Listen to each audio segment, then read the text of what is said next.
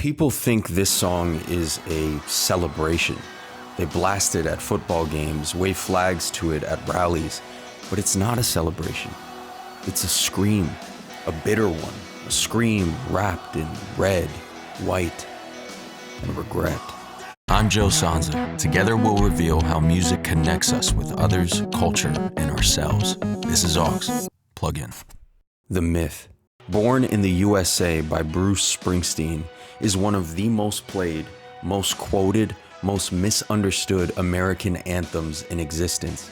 People treat it like a patriotic banger, the kind of song you'd play while shotgunning a beer off your uncle's bald eagle tattoo.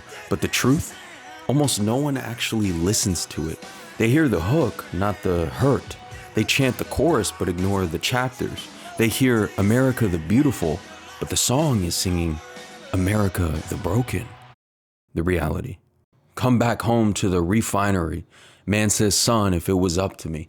I had a brother at Quezon. They're still there. He's all gone. These lyrics aren't patriotism. They're more so PTSD in 4/4 time.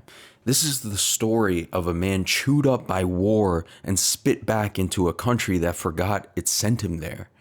And that iconic line, born in the USA, that's not a victory cry. That's a funeral chant. That's Springsteen howling into the void, trying to be heard over the fireworks. This song is less a national anthem. It's more a eulogy for what national anthems leave out. The Design of Misunderstanding. Here's a diabolical idea. Maybe the song was made that way, on purpose. Could the misunderstanding be more than a bug? Could it be the feature? This song was built to be misread. It's a trap wrapped in a stadium chant. It's pain disguised as pageantry. It's the musical version of giving someone a grenade and watching them decorate it with glitter. It's not just that the song was misunderstood. The misunderstanding is the message. Because what could be more American than that? This song mirrors what it means to live in a place where volume equals value and performance equals truth. The intro is loud, the snares sound like gunshots, the synths are bright, the beat is huge, the minute-plus long and eventually faded out outro implies that the music, the pain, the cry can't stop, because underneath all that stadium gloss is a man screaming about being forgotten. This is cognitive dissonance turned into pop architecture. It's a protest song pretending to be a pep rally. It's the cake and the file inside the cake, and America has swallowed it whole. Why it still matters. Here's the real tragedy. People are still getting it wrong. Politicians can play it at rallies with agendas harmful to the very Americans the song is about. The irony is so loud it should be classified as a genre. Why does this keep happening? Because slogans are easier than stories. Because we want an anthem more than an autopsy.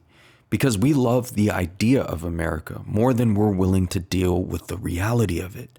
That's why this song still matters. It's not just a critique of the country, it's a critique of how the country hears itself. It warns us that 1, unity can be selective, and 2, patriotism can be performative, and 3, volume can bury meaning. The reflective hammer. Born in the USA isn't just a song, and you'll hear me say this quite a bit about great songs. It's a mirror. And it's still showing us the same thing it did in 1984, a country that loves its symbols louder than its citizens, that plays national trauma at stadium decibel levels, then calls it motivation. But here's the call to action. As Americans, as global citizens, we can look again. We can listen again. The fact that we're still talking about this song, still arguing about what it means, that's the hope, because the truth never left. It's been screaming all this time in plain sight. So the next time you hear it on 4th of July, maybe ask yourself, who's screaming? And better yet, who's actually listening?